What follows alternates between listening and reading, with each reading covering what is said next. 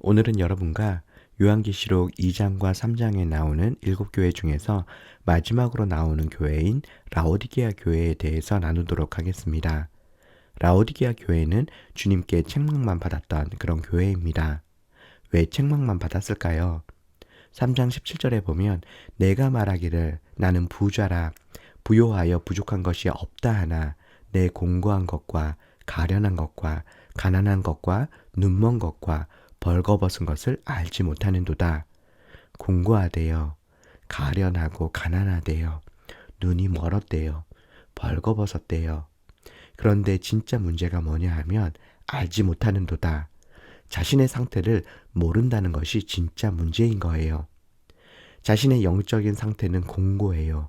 가련합니다. 눈이 멀었어요. 그런데 자신의 영적인 상태를 모르고 뭐라고 말하냐 하면 나는 부요하다. 나는 부족한 것이 없다 라고 말을 한대요. 자기는 좋다는 거예요.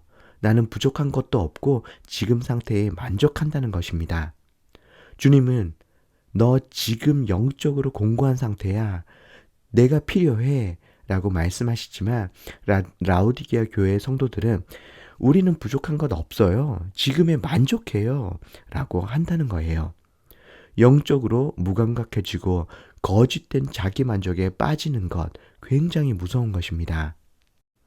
라오디게아 교회는 당시 소아시아의 다른 지역에 비해서 극심한 박해도 없었던 것 같습니다. 그리고 이 지역은 가장 부유한 부르기아 도시였고 당시에 가장 번창했습니다. 금융의 중심지였고 질 좋은 약물을 생산해서 큰 수입을 올림으로 경제적으로 윤택한 삶을 살았습니다. 외적인 환경이 좋았습니다. 모든 일이 다 잘 되고 있습니다. 우리가 고난을 만나면 자신을 돌아보고 성찰하는 경우가 많이 있습니다. 주님 앞에 겸손히 나아가게 되죠. 그런데 모든 상황이 내가 원하는 대로 잘 돌아가면요. 너무나 쉽게 우리는 하나님이 우리에게 복을 주셔서 그렇게 된다고 생각을 하고 사실 환경이 좋아지면 자신의 영적인 상태 자체에 관심을 갖지 않게 되는 경우가 많이 있습니다. 라오디게아 교회 성도들이 바로 그랬던 것 같습니다. 그러면 주님은 이런 라오디게아 성도들에게 3장 15절 16절에서 뭐라고 말씀하십니까? 15절 내가 내 행위를 아노니 내가 차지도 아니하고 뜨겁지도 아니하도다. 내가 차든지 뜨겁든지 하기를 원하노라. 16절 내가 이같이 미지근하여 뜨겁지도 아니하고 차지도 아니하니 내 입에서 너를 토하여 버리리라. 차지도 않고 뜨겁지도 않다. 내가 차든지 뜨겁든지 해라. 이게 무슨 말일까요? 하나님을 열정적으로 뜨겁게 사랑하든지 아니면 아예 차갑게 믿지 말든지 둘 중에 하나를 선택해라 라고 하는 말일까요? 뜨겁게 믿으라 라는 말은 이해가 되는데 차갑게 믿지 말라고 한다면 이해가 좀 안 되거든요. 주님께서 홧김에 하신 말인가? 당시의 라오디게아는 히에라폴리스에서 남쪽으로 약 8km 정도 떨어져 있었고요. 골로새와는 서쪽으로 14km 정도 떨어져 있었습니다. 히에라폴리스는 사람들의 질병을 고쳐주는 것으로 잘 알려져 있는 뜨거운 온천이 나왔습니다. 그리고 골로새에는 차고 시원한 물이 나왔습니다. 둘 다 너무 좋은 물이죠. 뜨거운 온천도 좋고 수질이 좋고 시원한 물도 좋죠. 그런데 라오디게아에는요. 자연적으로 물이 부족했습니다. 그래서 가까운 히에라폴리스의 온천에서 파이프를 연결해서 물을 조달받았습니다. 그런데 이 물이 8km 떨어진 라오디게아에 도착할 때쯤이면 미지근해지는 거죠. 그리고 중간에 이제 여러 그런 이물질들이 이제 섞이면서 수질이 별로 안 좋았던 것 같아요. 그래서 지리학자 스트라보는 그 수입한 물이 퇴적물로 가득했다고 수질이 좋지 않았다고 그렇게 말을 합니다. 그러니까 이 물이 미지근한 데다가 수질까지 안 좋으니까 얼마나 역겨웠겠습니까? 즉 라오디게아 교회 성도들이 지금 스스로 나는 잘 지내고 있어. 나는 부족한 게 없어. 라고 하면서 하나님을 찾지 않고 영적으로 무감각한 이 상태가 미지근하고 더러운 물처럼 역겨운 상태라고 하는 것입니다. 뜨거운 온천수는 목욕하기에 좋죠. 차갑고 시원하고 수질이 좋은 물은 마시기에 좋습니다. 뜨거운 물은 뜨거운 물의 기능이 있고 차가운 물은 차가운 물의 기능이 있는 것입니다. 하지만 수질이 좋지 않은 미지근한 물은 쓸데가 없어요. 그러니까 차든지 뜨겁든지 해라라고 하는 말은 뭐 뜨겁게 믿어라 아니면 차갑게 믿지 말라라는 그런 말이 아니라 지금 너의 그 역겨운 신앙 상태에서 벗어나라라고 하는 것이에요. 그 영적으로 무감각한 거짓된 자기 만족으로부터 벗어나라고 하는 것입니다. 그러면 우리가 이렇게 거짓된 자기 만족 가운데 빠져 있을 때 나는 필요한 게 없어 라고 하면서 주님의 필요까지 느끼지 못하고 있을 때 주님은 어디에 계실까요? 20절입니다. 볼지어다 내가 문 밖에 서서 두드리노니. 우리가 거짓된 자기 만족 가운데 빠져 있는 동안 주님은 문 밖으로 밀려나시는 것입니다. 여러분, 이 구절은 흔히 전도용으로 씁니다. 주님이 문 밖에 서서 두드리십니다. 주님을 영접하세요. 이렇게 불신자 전도용으로 많이 쓰는데요. 사실 이 구절은 불신자를 향한 메시지가 아닙니다. 이미 예수님을 믿고 영접했는데 내가 거짓된 자기 만족 가운데 있을 때 주님이 내 문 밖으로 밀려난 그런 상황입니다. 내 안에 계셔야 할 주님이 문 밖으로 밀려나 계신 것이죠. 내가 다른 것으로 만족하고 있을 때 주님의 그 필요를 느끼지 못하고 있을 때 내가 주인 되어 있을 때 이때 주님이 문 밖으로 밀려나 계신 것입니다. 국제예수전도단 YM에서 큰 여객선을 사려고 했습니다. 920명이 잘 수 있고 120대의 운송 차량을 실을 수 있고 식당과 휴게실과 병원도 있는 큰 배였습니다. 이 배를 사서 도움이 필요한 그런 나라, 그런 지역에 가는 거죠. 그 배에는 의사도 타고 요리사도 타고 이발사도 타고 농업이나 여러 기술을 가르쳐줄 기술자도 타고 여러 분야에 도움을 줄 수 있는 그런 사람들이 다 타서 총체적인 선교를 하기 위해서 가는 거죠. 그것을 위해서 배를 구입하려고 했습니다. 그 배를 구입하라고 하는 응답을 받았습니다. 그리고 모든 일이 빠르게 순조롭게 진행되었습니다. 그 배를 구입할 수 있는 현금이 들어오고 잔금을 치를 수 있는 돈까지 들어왔습니다.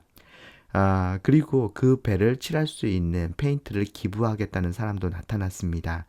그리고 10개국에서 110명의 선원들과 지원자들이 모여들었습니다. 젊은이들은 하나님께서 우리에게 배를 주실 거라고 선포했습니다. 신문사에서는 30일이 지나면 그 배가 뉴질랜드로부터 캘리포니아로 항해할 것이라는 기사를 냈습니다. 모든 것이 순조로웠죠. 그런데 로렌 커닝햄은 기도하고 금식하면서 홀로 주님 앞에 나아가야겠다고 하는 그런 부담감을 느꼈습니다. 그래서 기도하는데 주님께서는 히브리서 말씀을 통해서 그것을 흔드시겠다고 하는 마음을 주셨습니다. 그리고 기도하는 중에 하나님께서 환상을 보여주셨는데 어떤 환상이었냐면 로렌이 YM의 지도자들 앞에서 서 있어요. 로렌은 기쁨에 넘쳐서 환호하고 있습니다. 우리는 배를 얻었습니다. 주님께서 이 배 마오리를 사기 위한 돈을 주셨습니다. 그러니까 군중들은 크게 환호하면서 팔을 흔들고 소리를 질렀습니다. 그런데 그 순간 로렌 커닝햄의 왼편 그늘에 누군가 서 있는 것을 보았습니다. 그러나 어느 누구도 그에게 눈길을 주지 않았습니다. 그 사람에게 가까이 다가가 그의 얼굴을 들여다 보았습니다. 그는 애통해하고 있었는데요. 그때 갑자기 정신이 번쩍 들었습니다. 그분이 누구였냐 하면 예수님이셨죠. 사람들이 모두 배에 환호를 보내고 박수를 치고 있는 동안 예수님을 잊고 있었다고 하는 것입니다. 로렌은 그 환상을 보고 나서 얼굴을 파묻고 울면서 회개했습니다. 그리고 회개하고 나서 그 배를 다른 선교단체에 거저 주었습니다. 여러분, 우리가 만약 하나님이 아닌 다른 곳으로 만족을 얻고 있을 때 주님은 문 밖으로 밀려나십니다. 처음 시작은 주님을 위해서 시작했을 수 있습니다.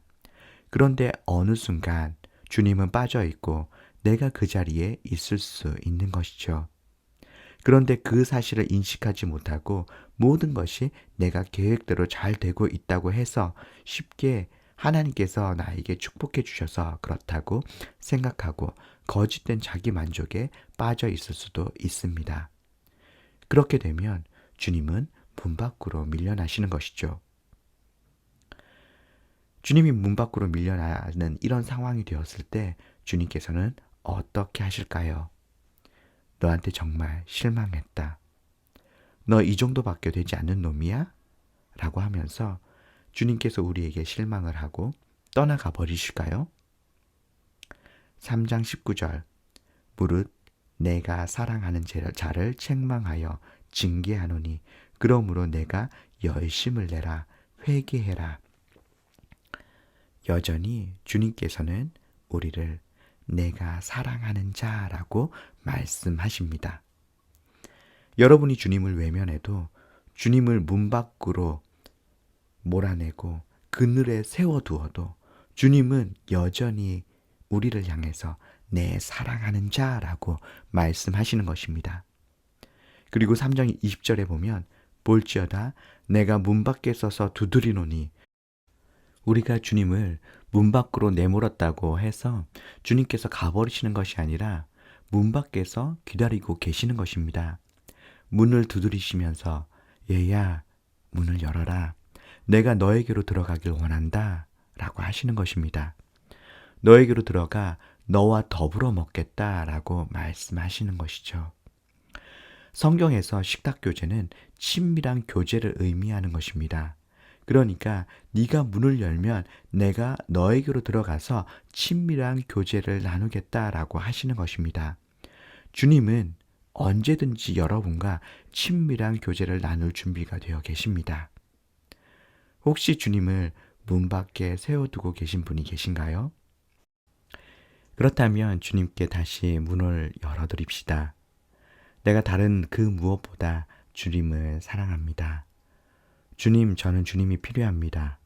주님 다시 내 중심에 오시옵소서 라고 하면서 주님을 내 삶의 중심에 초청합시다. 여러분이 주님을 진심으로 초청하는 그 순간 주님께서 여러분 가운데 충만하게 임하실 것입니다.